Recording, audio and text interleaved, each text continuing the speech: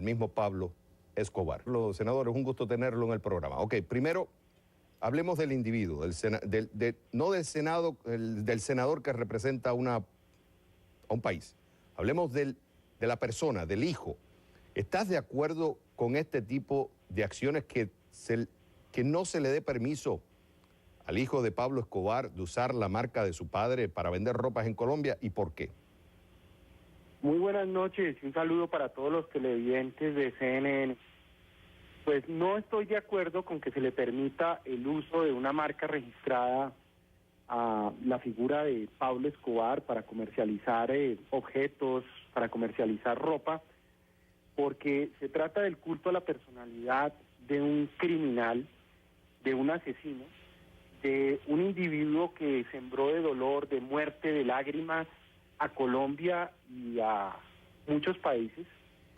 Y es un insulto con las víctimas de Colombia, las víctimas del narcotráfico, las víctimas de sus bombas terroristas, contra civiles, contra magistrados, contra jueces, contra policías, contra políticos, contra ministros de justicia, contra procuradores, contra periodistas, las bombas que puso contra el periódico El Espectador, en fin, es un insulto contra todas esas víctimas, comercializar objetos y hacerle un culto a la personalidad de un criminal. Para mí es equivalente a que la familia de Hitler decidiera registrar la marca de Hitler y comercializar camisetas.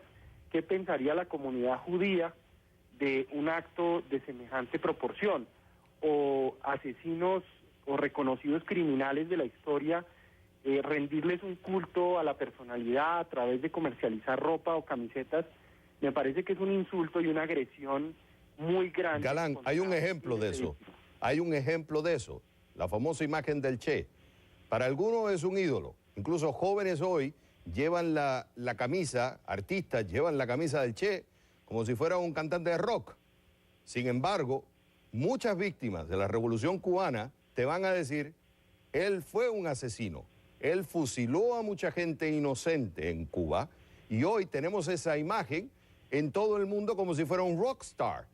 Sin embargo, dicen otros, pero si defendemos el libre mercado, si defendemos el libre comercio, no debería estar la decisión en el consumidor, en el individuo. Estamos de acuerdo que es doloroso, pero ahora voy a hablar con el senador, con el encargado de hacer política pública en el país. ¿No debería pesar más la decisión individual que cada uno, llevar la conciencia, la discusión en televisión, en los medios, escuchar la voz de usted, escuchar la voz de los opositores, de los que están en contra de este tipo de práctica, pero dejar que la gente decida, no una decisión del gobierno, sino una decisión individual? ¿Qué le respondes a ese argumento?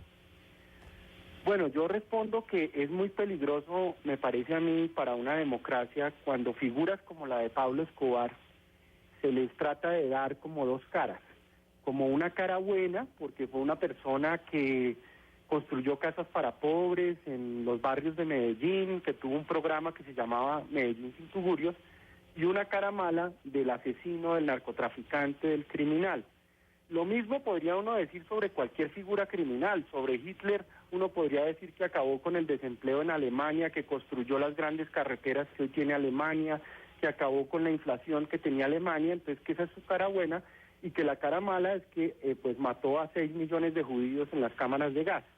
Yo creo que las democracias y la ciudadanía y las sociedades tienen que recibir mensajes claros y contundentes sobre este tipo de personajes, y no ambiguos, ni de doble faz, ni de dos caras, sino presentarlo con una sola cara, que es la cara del criminal, del asesino, de la persona que sembró de violencia a este país, de muerte y de víctimas. Ahora, Esa, José para mí, Manuel, es la única cara que tiene Escobar. José Manuel Galán, hay un argumento que dicen otros, pero hoy en día él puede decir, pero ¿qué culpa tengo yo cuando los mismos medios de comunicación, incluso productoras colombianas, mexicanas, presentan novelas del narcotráfico y están haciendo una apología a los narcotraficantes? Entonces al final él puede argumentar, otros están haciendo plata con libros, contando sus historias en el narcotráfico.